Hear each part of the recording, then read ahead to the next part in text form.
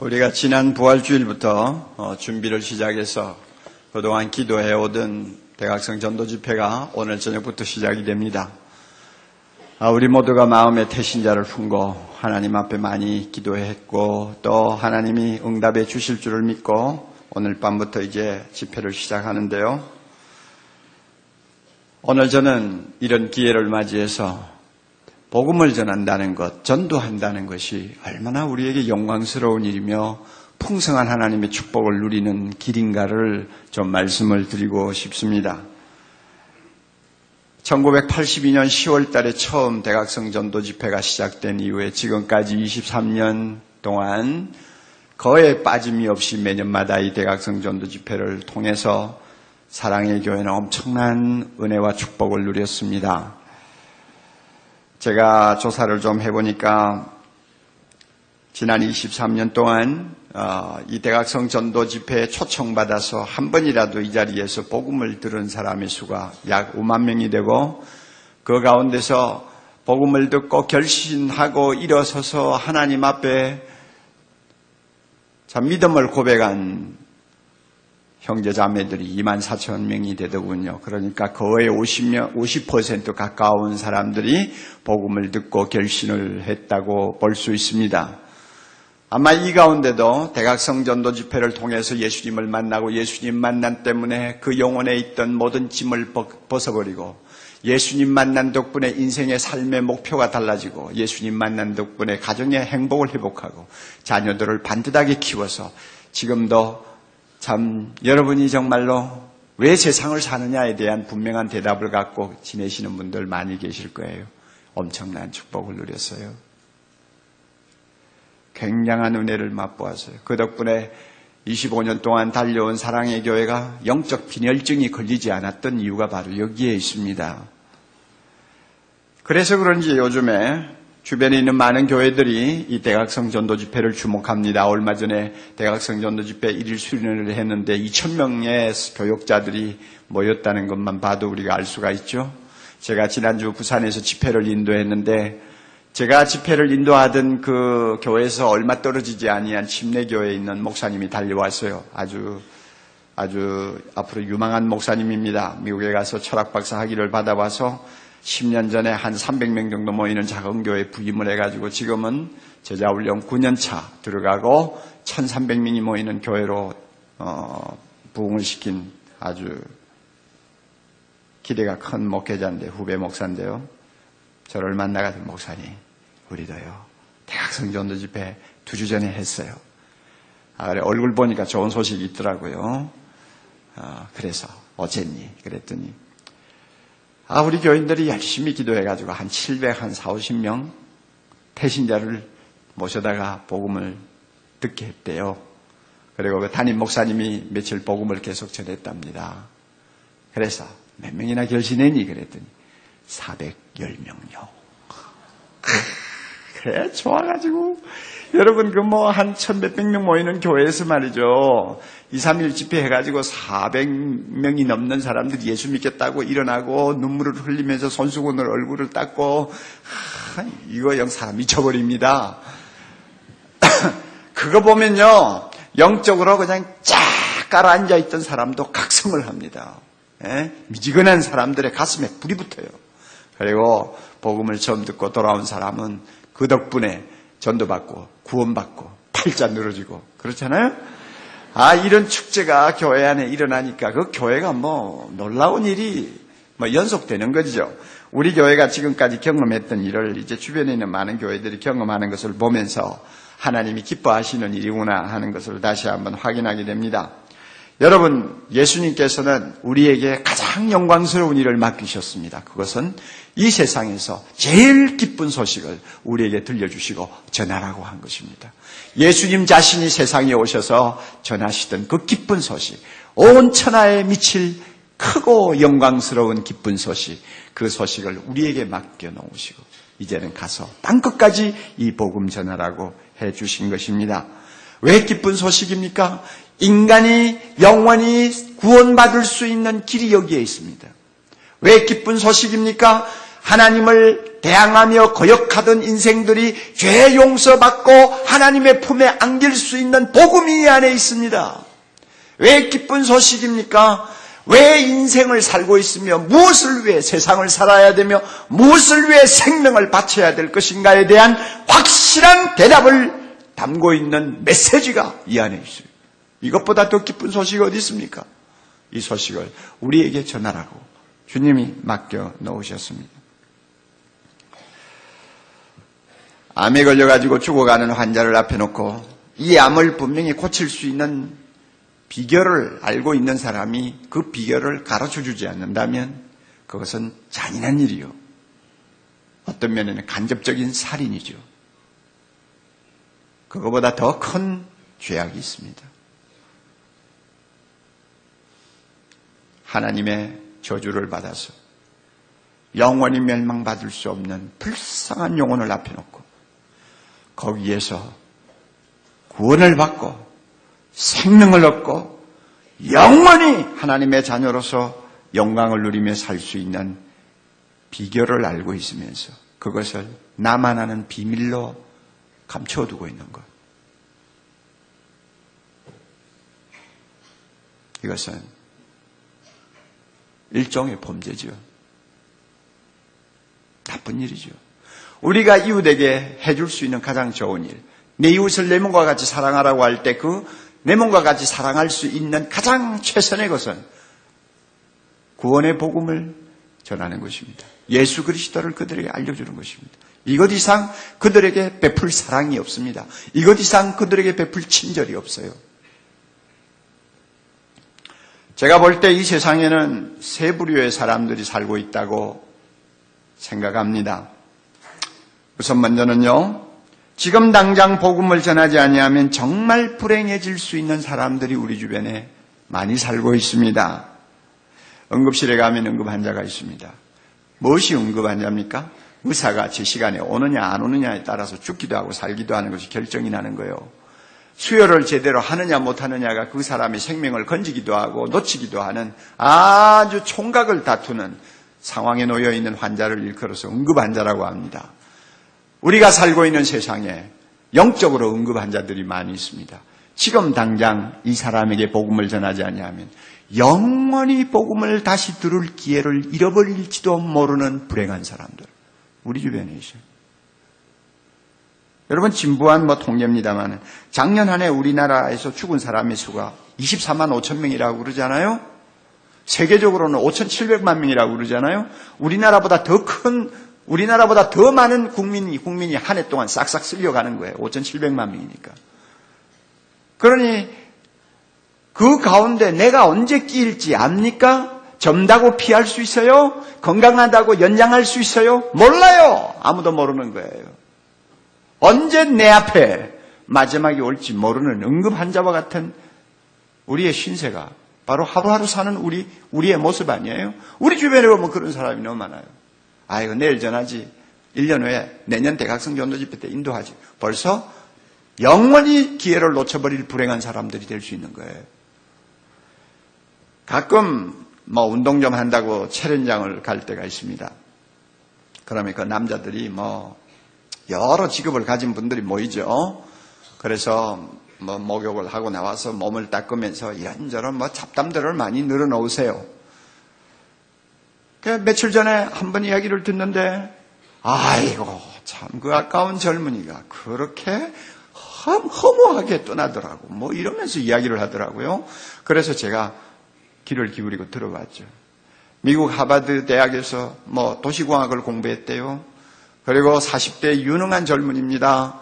한국 정부가 무슨 서울 도시 계획인지 아니면은 용산기지 개발 프로젝트인지 하는 뭘 가지고 그 젊은이들을 특별히 젊은이를 초청했답니다. 그래서 한국에서 잠깐 일을 하게 되어서 한국에 와 있는데 얼마나 전도가 양양하고 또 기대가 되는 인재입니까? 그런데 그 친구가 골프장에 가서 사람들과 함께 골프를 치면서 농담하고 스윙하면서 재밌게 이제 시간을 보내는데 자기가 친 공을 이제 찾아가가지고 줍느라고 엎드렸는데 그만 폭삭 가라앉아서 못 일어난 거예요. 119를 불렀을 때는 벌써 이 세상 사람이 아니었다는 거예요. 그러면서 하는 말이 참 금방 그렇게 농담하고 껄껄껄껄 대던 친구가 그렇게 가다니 세상이 그렇게 허무해. 뭐 허무한 줄 이제 알았나? 그런데 그렇게 허무해. 사람들은요 그런 것을 보면서도 다 남의 이야기처럼 해요. 자기에게 그런 일이 언제 이룰지 모르는 것을 등한히 하는 것입니다. 예수님은 이런 자들을 향해서 눈을 들어 밭을 보라 휘어져 추수하게 되었다고 말씀하십니다. 추수하게 된 곡식과 같아요.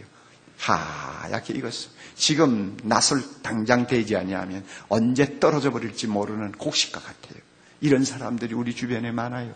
이런 사람들 지금 내가 복음 전하지 아니하면 영원히 복음을 들을 수 없는 기회를 영원히 놓칠 수 있는 불행한 사람 될 수 있는 거예요. 여러분 집안에 이런 분들이 안 계시는지 눈여겨보세요.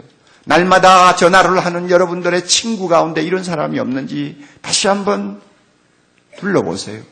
백화점에 가서 몸을 스치며 자주 지나다니면 눈인사를 하는 사람들 가운데서 이런 사람이 끼어있지 않는지 자세히 보세요. 내가 지금 전하지 아니하면 영원히 불행해질 수 있는 사람 있을 수 있는 거예요.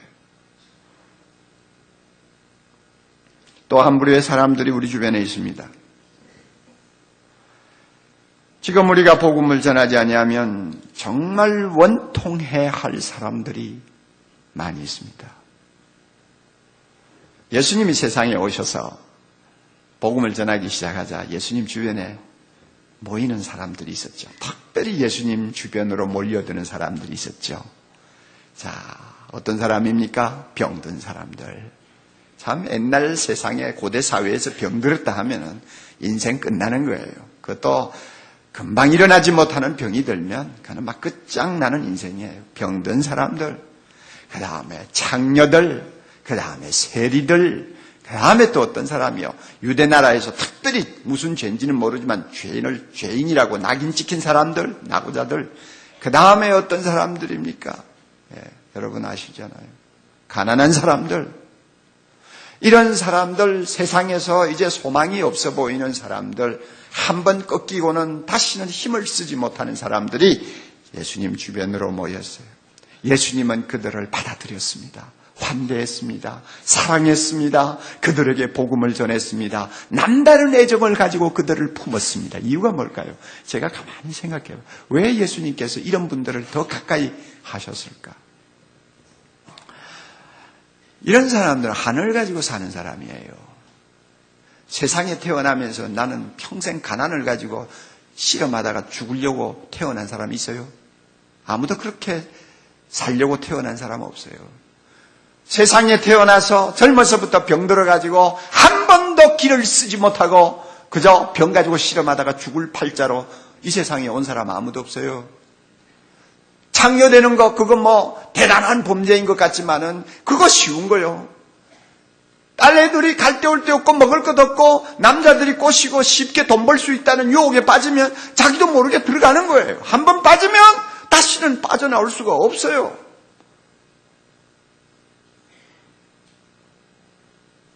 이런 사람들은 세상에서 한을 품고 사는 사람들인데 세상에 이렇게 사는 것도 원통하니라니요. 원통하죠. 원통하죠. 예수님이 찾아갔던 38년 동안 중풍병으로 누워있는 베데스다 목가의 환자, 그렇게 38년, 40년, 50년을 살다가 죽어서도 지옥을 간다. 여러분은 얼마나 원통한 인생이에요. 일곱 귀신이 들려가지고 사람 대접 못 받고 길거리를 헛소리하면서 돌아다니던 막달라 마리아, 예수님이 왜 꽂혀 죽겠어요? 만약에 그런 귀신 들린 모습으로 평생을 살다가 죽었는데 자기 죄값을 지고 또 지옥으로 간다. 여러분 상상할 수 있어요? 그만큼 억울한 일이 천하에 어디 있어요? 부잣집 문간에서 굴러나오는 쓰레기를 뒤지면서 살던 거지 나사로 죽었는데 또 지옥 가서 죄값을 받는다. 여러분 상상할 수 있어요? 그런 원통한 일이 천하에 어디 있어요? 그러기에 이런 사람을 주님께서 먼저 부르신 거예요. 이 세상에서는 비록 하늘 품고 살고 참 어떤 때는 누구 탓인지도 모르고 원통한 가슴을 쓸어내리며 눈물을 흘리고 살지만 저 나라에 가서는 누구보다도 세상의 고생 꿈에 본듯 잊어버리고 떳떳하게 정말로 해와 같이 밝은 얼굴로 사는 사람 만들고 싶어 주님께서 그들에게 복음 먼저 전한 거예요. 우리 사랑의 교회 초창기에 전설적인 인물로 남아있는 이수정 집사 같은 경우도 마찬가지 아닙니까? 아시는 분은 아시고 모르시는 분은 모르시겠지만은 초등학교 나이 때 부모가 이혼했어요. 세상 아무것도 모르고 있는 애 둘 놓고 부모가 이혼해 갈라지고 애들을 내버렸어요. 어디를 갑니까? 그래서 남의 집을 돌면서 어린 나이에 벌써 식모일을 하면서 세상을 살다가 나이가 차니까 어떤 장애를 가진 남자하고 결혼하게 됐죠. 그래서 그곳에서 비로소 조그마한 행복이라도 발견을 하고 그것으로 마음을 위로하고 살고 있는데 시어머니가 쫓아내버렸어요. 나는 장애를 가진 남자하고도 살 자격이 없는 여자구나 생각하니 살 맛이 하나도 없어요. 양잿물을 먹고 자살했습니다. 어쩌다가 사람들에게 들켜가지고 메디컬 센터에 실려갔는데 겨우 생명을 살렸지만 식도가 양잿물에 다 타가지고 음식을 제대로 먹을 수 없는 사람이 되어버렸어요. 그리고 나서 죽지 못한 팔자 남의 집을 전전하면서 평생 15년이 넘도록 구정물에 손 담그고 부엌을 벗어나지 못하고 살았어요. 어느 날 극동방송에서 나오는 복음의 메시지를 듣고 그가 주님을 만났습니다. 주님을 만난 예수님이 그 마음에 들어오셔서 예수님이 그 마음을 소유하시니까 주님의 넓은 품이 그 외로운 자매를 끌어안으니까 얼굴이 달라져, 사람이 달라져, 생각이 달라져, 감정이 달라져, 자기도 모르게 설거지하면서 찬송하는 사람으로 바뀌어버렸어요. 그러다가 사랑의 교회 시작하자마자 우리 교회에 들어와서 신앙생활 3년을 했습니다. 주일마다 떡을 해가지고 저 강남병원에 가서 자기처럼 의지할 곳 없는 환자들 찾아다니면서 위로하고 격려하는 생활을 계속했어요. 너무나 나중에는 몸이 아파가지고 병원을 갔다가 아픈 몸을 끌고 목사집을 찾아왔다가 제 품에 안겨서 하나님 나라 가버렸어요. 세상에 이런 여자 어디 있어요? 그런데 여러분 한번 보세요. 누가 태어날 때부터 그런 팔자로 세상을 살겠다고 태어나는 사람이 있어요? 만약에 그런 자매가 이 세상에서 그 꼴로 살다가 아무도 복음 전해주는 사람이 없어가지고 또 저 세상에 가서도 자기 죄를 짊어지고 저주를 받는다고 하면 세상에 그만큼 원통한 일이 천하에 어디 있어요? 여러분 눈높이를 낮추어 보세요. 우리 주변에 이런 사람이 참 많습니다. 너무나 많으세요. 강남이라고 없나요? 교만한 소리 하지 마세요. 이런 사람을 우리는 구원해서 그리스도의 복음으로 새로운 삶을 소개해 줘야 합니다. 또 우리 주변에는 이런 사람들이 있습니다. 지금 우리가 당장 복음을 전하지 아니하면 너무 아까운 사람들이 있어요. 너무 아까워요. 여러분 우리 세상을 살다 보면 참 남보다 먼저 성공한 사람들 있고요. 참 유난히 머리가 뛰어나서 앞서 달려가는 사람도 있고요. 참 타고날 때부터 무슨 복이 많았는지 부모 잘 만나가지고 막 쌓아놓고 사는 사람들도 있고요. 한 번 죽고 두 번 죽고 예수님이 재림을 3번 하셔도 다 쓰지 못할 재산을 쌓아놓고 돈을 어떻게 써야 될지 모르고 사는 사람들도 있고 우리 주변에 나로라 하는 사람들 너무 많잖아요. 예? 너무 많잖아요. 이런 사람들 그래서 진정한 삶의 목적도 모르고 삶의 의미도 모르고 내가 누구를 위해 살아야 되는지도 알지 못하는 캄캄한 무지 속에 갇혀서 괜찮은 것들의 꽃과 같이 금방 있다가 없어질 것, 죽으면 아무것도 가지고 가지도 못할 것들을 가지고 자기를 치장하고 포장해서 마치 자기는 세상에서 가장 행복하고 성공한 사람처럼 허세를 부리는 사람들. 야, 참 아깝지 않아요. 저런 사람이 예수를 믿으면 하나님의 나라를 위해서 참 뭔가 할 수 있을 텐데 하는 생각을 우리 가끔 합니다. 동전 부입을 하나님 앞에 헌금할 수 있는 가난한 과부보다도 몇십억을 주님의 나라를 위해서 바칠 수 있는 사람이 예수 믿고 헌신한다면 더 큰일 할 수 있죠. 그렇잖아요. 우리 주변에 이런 사람 많아요. 우리 OM 선교사 가운데서 최종상 선교사라고 하는 참 훌륭한 선교사가 있습니다. OM 선교사 다 훌륭하고 다 참 자랑스럽고 참 머리가 숙여지는 선교사들입니다만은 제가 그 선교회 한국 이사장으로 있기 때문에 너무 잘 알고 있죠. 그런데 이 최종상 선교사는 특별히 우리에게 감동을 많이 주는 친구입니다. 20대에 둘러스선을 타고 7년이 넘도록 배를 타고 세계를 다니면서 복음을 전하고 나중에는 런던 바이블 칼리지에서 그렇게 취득하기 어려운 철학 박사 학위를 취득하고 그 다음에는 너무 그 과정이 잘 되니까 누가 시기를 해가지고 영국 정부에다가 투서를 넣어서 비자가 완전히 막 없어지는 통에 가도도 못해가지고 영국 사람들이 부호들이 사는 동네에 들어가서 한 가정 한 가정 배를 눌려가면서 전도해서 개척교회 영국인을 위한 개척교회를 했잖아요. 이스트 베리에서 개척교회를 해가지고 불과 2, 3년 사이에 100명이 넘는 교회를 만들어서 영국에 기적이 일어났어요. 그럼 거기에 평안하게 그들이 돈이 많으니까 돈을 모아가지고 목사 사택도 고급 사택을 사줬어요. 그거 편안하게 살면 될 텐데 둘러스선 350명의 선교사들이 타고 다니는 그 배의 최고 책임자 단장으로 그가 임명을 받자 자녀들 영국에 떼놓고 부부가 50이 다 된 나이에 또 배를 타기 위해서 며칠 전에 단장으로 승선을 했어요. 자, 복음을 위해서 이렇게 헌신하는 놀라운 사람들이 있어요. 그런데 막상 그 배에 가보니까 자동차가 한 대도 없는 거예요. 배가 항구에 정박하면 350명의 선교사들이 나누어 타고 이곳저곳을 다니면서 복음을 전할 수 있는 기동력이 좋아야 되잖아요. 그래서 그동안 배를 몇 대 가지고 있었는데 그거 다 남이 쓰다가 그거에 고물된 거 기증해 주는 거 받아가지고 그저 썼는데 하도 고장이 잘 나니까 아예 선교사 중에 한 5명은 맨날 밴 고치는데 그냥 전속으로 밴 수리공으로 그냥 붙어 있었대요. 참 얼마나 기가 막혀요. 그 밴 한 대 그저 한 2,500에서 한 3,000만 원 가는데요. 그런데 그것도 이제는 폐차가 돼가지고 자기가 배를 타고 보니 한 대도 없는 거예요. 그래서 너무 안타까워 고민하다가 2달 전에 한국에 와가지고 현대 자동차에다가 오퍼를 했어요. 우리에게 배가 2대인데 둘러스 로고스 2대인데 둘 다 지금 자동차가 없다. 16대 밴만 좀 우리에게 달라. 그러면 한 배에 8대씩 갈라서 우리가 쓰겠다.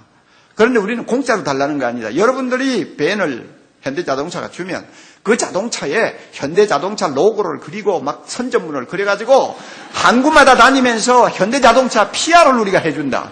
이거는 엄청난 PR이니까 절대 현대자동차가 손해보는 거 아니다. 이래가지고 오퍼를 했는데 그만 딱지 맞았어요. 그래가지고 이 선교사가 너무 막 그냥 실망을 해가지고 돌아갔네요. 그래서 내가 그 이야기를 듣고 현대자동차 오너가 누군지는 모르지만 조금 얼굴은 알지만 하여튼 저런 사람이 예수 믿고 정말로 하나님의 영광과 꿈을 위해서 비전을 위해 산다면 얼마나 놀라운 일이 일어날까 참 아깝다 하는 생각이 나는 거예요. 그래서 내가 그 말을 듣고 한국 이사장으로서 너무 답답해가지고 우리 일랜드에 박승수 회장하고도 인원하고 또 우리 교회 집사님들 몇 분하고도 인원하고 인원해가지고 16대는 못 만들어주고 최종상 선교사가 타는 둘러스에만 쓸 수 있는 8대 그것도 도요타 밴을 8대 만들어가지고 벌써 배 안에 실었어요. 그래가지고 막 그냥 선교사들이 축제가 벌어졌어요. 둘러스 선교 역사 40년 역사에 새 차 밴을 8대를 기증받은 역사가 없대 지금까지. 그래서 한국교회 대단하다 뭐 이런 생각을 하는 거예요.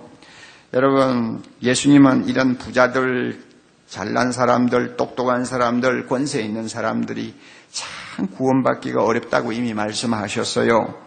뭐라고 하셨어요? 부자가 천국 들어가는 것이 낙타가 바늘기로 나가는 것보다 더 어렵다. 제자들이 이거 틀렸네요. 그랬더니 아니야, 틀린 게 아니야. 사람으로는 못하는 일이지. 그러나 하나님은 하실 수 있어. 하나님은 하신다. 하나님은 하신다. 그러니까 세상에서 똑똑한 사람, 잘난 사람, 권세 있는 사람, 돈 많은 사람 우리 비껴가면 안 돼요. 그들에게도 복음 전해야 돼요. 너무 아깝잖아요. 예? 이렇게 우리 주변에는 복음을 전해야 될 분들이 참 여러 부류의 사람들이 많이 있습니다. 그런데 한 가지 우리가 꼭 알아둘 것이 있습니다. 그것이 뭐냐 하면은 복음을 전하는 데는 희생이 따른다는 것입니다. 하나님은 복음, 기쁜 소식, 정말 기쁜 소식이라고 말씀을 하시는데 사실은 사람들은 그걸 기쁜 소식으로 받습니까? 안 받습니까? 안 받습니다. 세상에서 듣기 싫은 소리예요. 예? 저도 지금 태신자를 지금 놓고 지금 막 접촉을 하고 하는데 거에 싹시 노래요. 어느 중소기업의 사장인데요. 싹시 노래요. 뭐 처음에는 좀 들을 것 같더니 싹시 지금 노래요. 그 자부가 우리 교회에 나오는데 자부하고 지금 양동작전을 하는데도 좀 소망이 별로 없어요. 아, 듣기 싫은 거예요. 그게 무슨 기쁜 소식이냐 그 말이에요. 그 왜 그러냐면 우리의 영혼이 그만큼 어두워 있는 것입니다. 어두워 있으니까 기쁜 소식을 슬픈 소식으로 생각하고 있고 슬픈 소식을 기쁜 소식으로 받는 이런 가치관의 전도가 오늘날 사람들에게 중병으로 지금 중병으로 남아있지 않아요?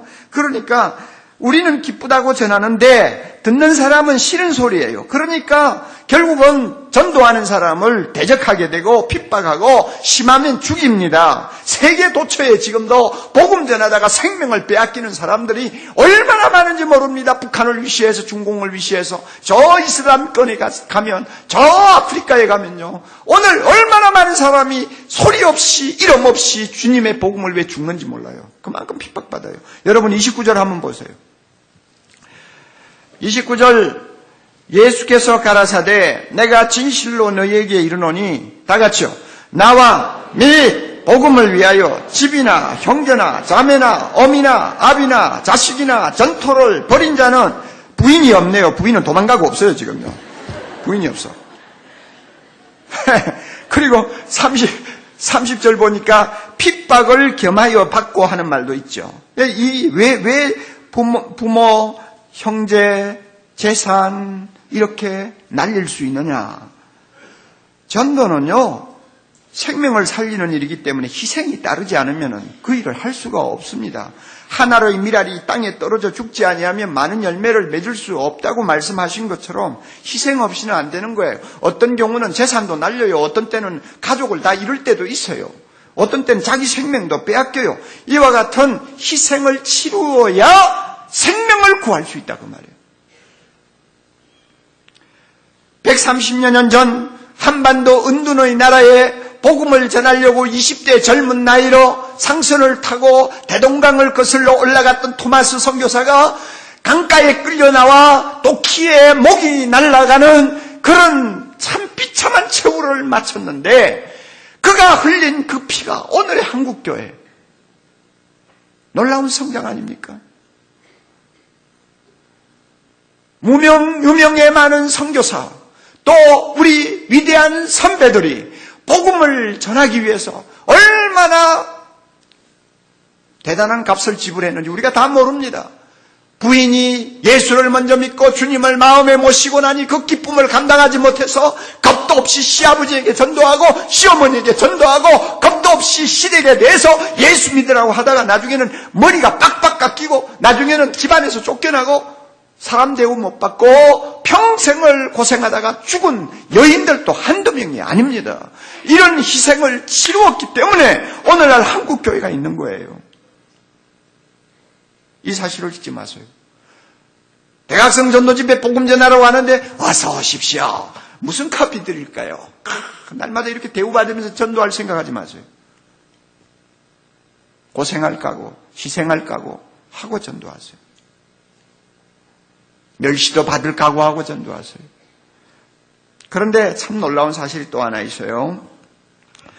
이렇게 희생을 하면서 복음을 전하는 자에게 하나님, 예수님께서 기가 막힌 보상을 하신다는 겁니다. 여러분 30절 좀 볼까요? 정말 어려운 말씀입니다. 잘 보세요.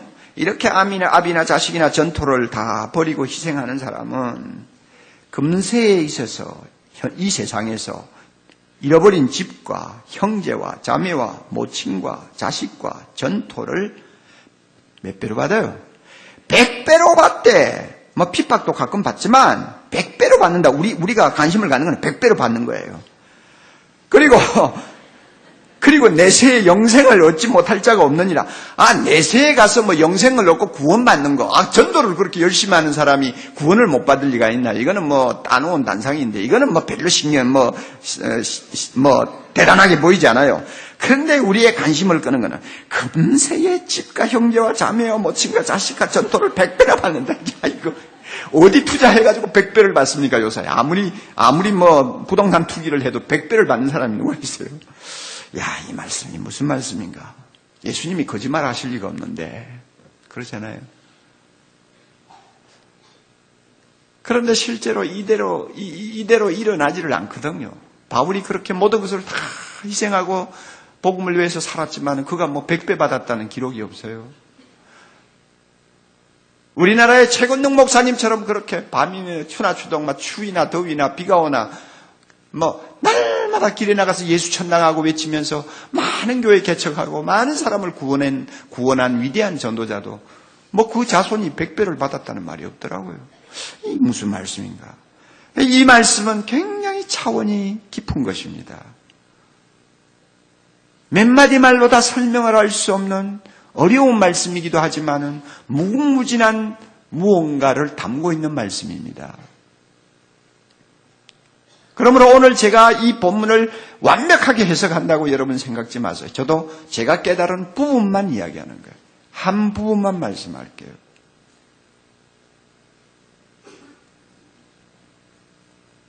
제가 분명히 확신하는 것은 여기서 이야기하는 100배라는 말, 또 부모 형제, 또 집과 전토라고 하는 이런 말, 이것이 전부 다 상징적인 의미를 갖고 있다 하는 것입니다. 꼭 100배. 그게 아니고 많다는 것을 의미하는 거예요. 또 부모 형제, 전토, 집, 이것은 우리가 복음을 전하기 위해서 희생할 수 있는 내용들을 포괄적으로 의미하는 말이다. 저는 그렇게 받아들입니다. 동시에 주님께서 희생하는 자에게 또 주시겠다고 하는 100배의 집이나 또는 전토도 꼭 액면 그대로가 아니라 우리가 복음을 위해 희생하면 주님께서 절대 우리를 빈손으로 돌려보내지 아니하시고 우리가 알고 모르는 많은 축복들을 이 세상에서부터 주신다고 하는 주님의 보상을 포괄적으로 이야기하는 내용이라고 저는 받아들입니다. 여러분도 그렇게 믿으시면 좋습니다. 이 본문의 전부 해석이 아닙니다. 이 본문의 한 부분을 제가 해석하는 거예요.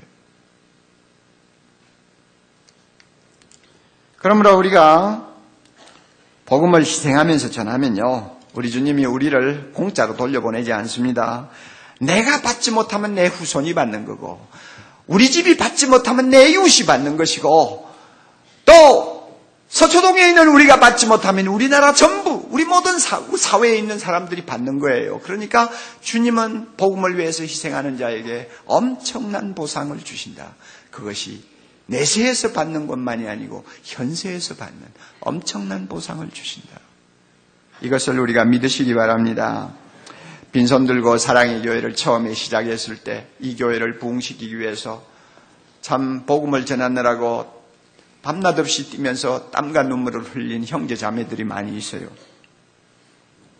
그들이 바친 시간, 또 자기는 전세 살면서 교회를 위하여 필요할 때마다 거금의 헌금을 내놓으면서 헌신한 아름다운 형제자매들, 아무도 지금 기억해 주지 않고 있습니다. 그런 분들이 많지요. 그러나 오늘 25년이 지난 다음에 돌아보세요. 그분들이 복음을 위해서 희생한 그 모든 것에 대해서 하나님이 몇 배로 축복하셨을까?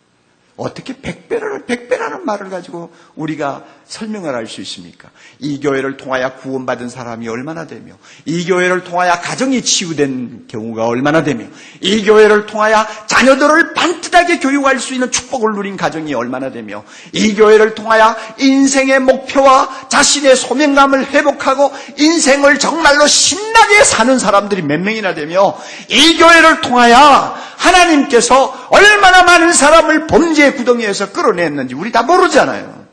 뿐만 아니라 사랑의 교회를 통해서 간접적으로 직접적으로 한국교회에 끼친 영향, 이민교회에 끼친 영향, 세계교회에 끼친 영향을 우리가 저울에 달아본다면 100배라는 말로 가지고 어떻게 설명을 합니까? 여러분 그렇잖아요. 주님은 절대 거짓말 안 하세요. 우리가 좀 눈을 크게 뜨고 세계 역사를 한번 봅시다.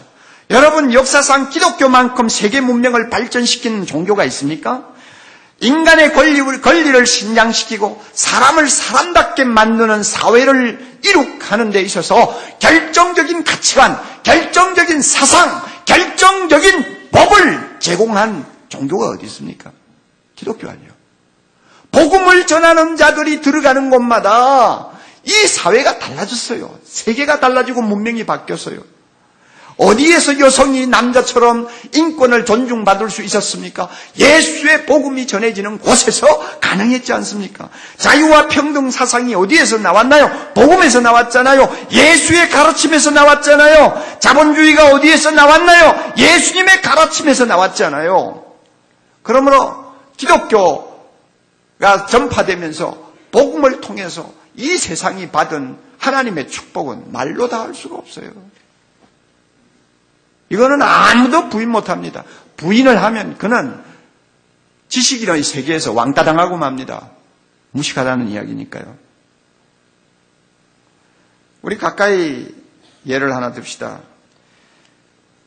미국 교회가 파송한 언더우드 선교사 1세, 한국 선교의 아버지라고 하는 별명을 갖고 있는 위대한 분입니다. 언더우드나 아펜셀러나 이런 분들의 이름을 잊어버리면 안 되죠, 여러분. 아무리 교회사를 배우지 않았다 할지라도 잊어버리면 안 됩니다. 언더우드가 한 번은 이런 이야기를 들었어요. 구한말 대한민국이 미국의 슈펠트 제독과 조약을 맺고 문호를 개방했는데 그곳에는 예수라는 이름을 한 번도 들어보지 못한 1300만 명의 영혼들이 살고 있다. 그러나 아무도 지금 그들에게 복음을 전할 생각을 하지 않고 있다 하는 말을 들었어요. 자기는 인도로 선교사를 가려고 준비하는 몸입니다. 그 말을 들으니 너무나 마음이 답답합니다. 그래서 자기는 못 가지만 대한민국에 가서 복음을 전할 사람이 없을까 하고 사방으로 찾아도 지원자도 없고 지원할 단체도 없는 거예요. 그래서 고민하면서 하나님 앞에 기도하는 어느 날 밤 주님께서 그에게 이런 음성을 들려주었습니다. 애야, 한국에 갈 사람이 아무도 없지. 그런데 왜 내가 갈 생각을 안 하니? 그 말에 쇼크받았어요. 그래서 인도 가겠다고 작정한 것 포기하고 준비해서 1885년 4월 5일 제물포에 26살의 젊은 나이, 아직도 결혼도 하지 아니한 미혼의 몸으로 한국에 첫 발을 디뎌놓았습니다. 그가 한국에서 31년 동안 사역하면서 너무 과로해가지고 57세에 세상을 떠났는데 그가 한국에서 선교사로, 학자로, 교육가로, 성경번역가로, 편집가로, 여행가로, 정치가로 그가 끼친 영향은 한두 권의 책으로도 말하기가 어렵습니다. 그의 후손이 4대째 한국에 살면서 지금까지 한국을 위해 봉사했습니다. 복음을 전하고 살았습니다. 2세는 원안경 선교사, 3세는 원일안 선교사, 4세는 원한강 선교사.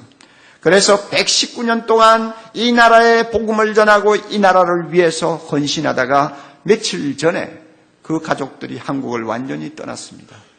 떠나면서 마지막으로 남겨놓고 간 말이 뭔지 압니까? 다 주고 떠납니다. 다 주고 떠납니다. 다 주고 떠납니다. 그래서 이 한 가정이 100년이 넘도록 한국을 위해서 다 주고 희생하고 떠나는 그 덕분에 오늘날 한국이 여러분 받아 누리는 축복, 이걸 무엇으로 다 설명을 할 수가 있습니까? 여러분 한번 냉정하게 생각해 보세요. 언더우드 선교사만 아니에요.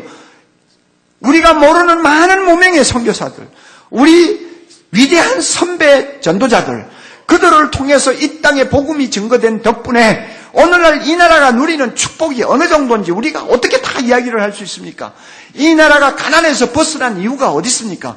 여러분, 이 나라가 불교와 문화의 그 혹독한 거짓된 사상과 종교 밑에서 신음하다가 이 백성들이 빛을 본 덕분, 저 이유가 어디에 있습니까? 솔직하게 우리가 말할 수 있잖아요. 여자들이 그 천한 자리에서 고개를 들고 소리를 낼 수 있었던 이유가 뭡니까? 나라를 빼앗기고 매일 술을 가지고 그냥 자푸자기하고 살던 젊은이들이 소망을 가지고 일어나게 만든 원동력이 어디에서 나왔습니까? 오늘날 세계를 다녀보면 그래도 모든 세계 사람들이 우리를 멸시하지 아니하고 인간 대우하고 나라 대우할 수 있을 만큼 이 나라가 이만큼 세워진 그 밑바닥의 뿌리가 어디에 있습니까? 기독교 아니에요? 복음이 전해졌기 때문에 그렇지 않습니까? 만약에 우리나라가 지금처럼 미얀마와 태국처럼 불교가 지배하는 나라가 되어 있다면 오늘날 우리나라 모습이 어떤 모습일 것 같아요? 하나님께서 100배를 주신다고 하셨는데요.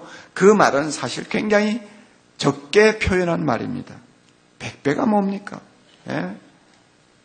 여러분, 우리도 복음을 희생하면서 열심히 전하면 내가 받을 수도 있고 내 후손이 받을 수도 있고 우리 이웃이, 이 나라가, 세계가 하나님의 복을 받을 수 있다고 하는 사실을 믿으시기를 바랍니다. 이런 확신이 없이는 우리는 복음을 열심히 전할 수가 없습니다. 지금 하나님께서는 감사하게도 이 나라를 아직도 복음의 황금기에 지금 머물게 하고 있습니다. 구원의 문을 활짝 열어놓으시고 지금은 은혜 받을 때요, 지금은 구원의 날이라고 말씀하시면서 누구든지 예수 믿고 돌아올 수 있도록 기회를 주고 계십니다. 이 기회를 우리가 놓치면 안 됩니다. 이 기회를 놓치면 안 됩니다. 너무 불쌍한 자가 없도록, 너무 억울한 자가 없도록, 너무 아까운 자가 없도록 우리는 복음을 힘있게 전해야 합니다. 자네스 듀운이라고 하는 사람이 쓴 남미 탐정의 이야기가 있어요. 300여 년 전에 스페인 선원들이 남미 대륙을 탐험해가지고 발견을 할 당시인데 이제 그들이 탄 범선이 아마존강을 들어섰습니다. 그런데 몇 달 동안 대서양에서 죽을 고생하면서 항해를 해왔다가 이제 아마존강을 들어섰는데 얼마나 강폭이 넓은지 끝이 안 보이니까 아직도 자기들은 대서양에 떠 있는 줄 알았어요. 그래가지고 물이 떨어졌습니다. 식수가 떨어져가지고 선원들 가운데서는 혀를 깨물고 목이 말라가지고 지금 죽는 사람들이 자꾸 속출해요. 그런데도 자기들은 대서양에 떠 있기 때문에 밑에 바닷물을 퍼올려서 마실 수가 없다고 생각한 거예요. 그래가 몇 사람이 희생당했어요. 만약에 여러분 한번 생각해 보세요. 그때 어떤 사람이 두레박을 내려가지고 아마존 강물을 퍼올려서 한번 마셔보고 와, 이거 바닷물이 아니고 밀물이야, 마셔 하고 소리를 쳤더라면은 그 죽을 사람이 안 죽었죠. 그렇잖아요. 오늘날 우리 한국은 하나님이 너무 은혜를 주셔서 복음의 아마존강 위에 떠있는 배와 같습니다. 한 집 건너 교회예요. 많은 사람이 성경 찬송 끼고 다녀요. 우리가 복음을 전한다고 해서 누구 하나 경찰관 부르는 사람 없어요. 모르겠어요. 또 파출소에 고발하는 학생들이 있을지는 모르지만 아직은 얼마든지 복음 전할 수 있는 자유로운 시대입니다. 그리고 사람들은 완악해졌다, 교회는 부흥 안 된다 해도요, 천만에요. 우리가 정말 성령의 능력을 잊고 진지하게 전하기만 하면 지금도 복음을 사모하고 갈증을 느끼는 영혼들이 얼마든지 있습니다. 전하기만 하면 돼요. 아마존 강물을 퍼올리듯이 우리가 복음의 강수를 퍼올려서 그들에게 주기만 하면 그들이 예수 믿고 돌아올 수 있는 놀라운 축복의 때에 우리가 살고 있습니다. 여러분, 오늘 이 나라가 얼마나 어렵습니까? 솔직한 심정으로 잠이 안 오죠. 저는 대통령을 위해서 이 나라 집권자들을 위해서 이렇게 기도해 본 일이 없어요. 과거에 유신 때도 기도 안 했어요. 이렇게 지금처럼 기도해 본 일이 없어요. 자냐 우냐가 문제가 아니에요.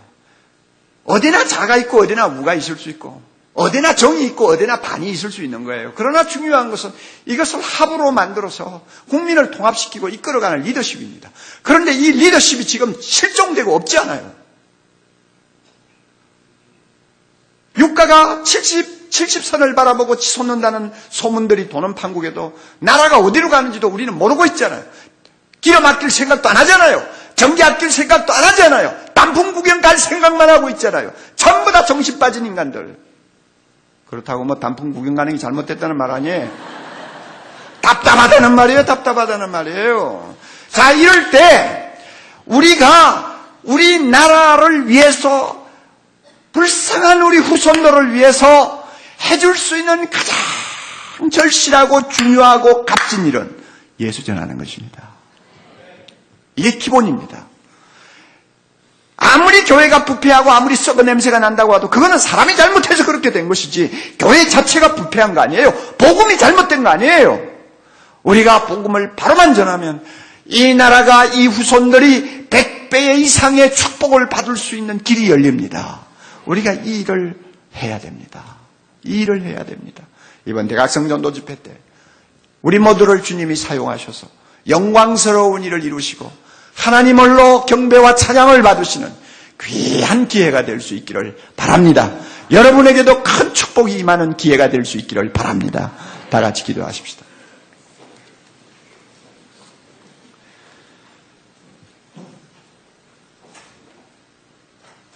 우리에게 기쁜 소식을 들려주시고 캄캄한 이 세상에 가서 이 소식을 소리 높여 전하라고 명령하신 주님, 대각성 전도 집회를 통해서 우리 모두가 복음의 열정을 가지고 하나님이여 이 복음 전에서 소망이 없어 보이는 이 나라에 진정한 하나님의 축복을 가져다주는 우리 모두가 되게 해 주시옵소서. 한 사람도 남의 일처럼 생각지 말게 하시고 주님 앞에 쓰임받는 귀한 대각성 전도 집회 되도록 해주시고 우리가 바로 전함으로 우리가 복을 받고 우리 후손들이 복을 받고 우리 이웃이 이 나라가 세계가 100배가 넘는 축복을 받아 누리는 내일이 있도록 은혜 나려 주시옵소서. 예수님 이름으로 기도하옵나이다. 아멘.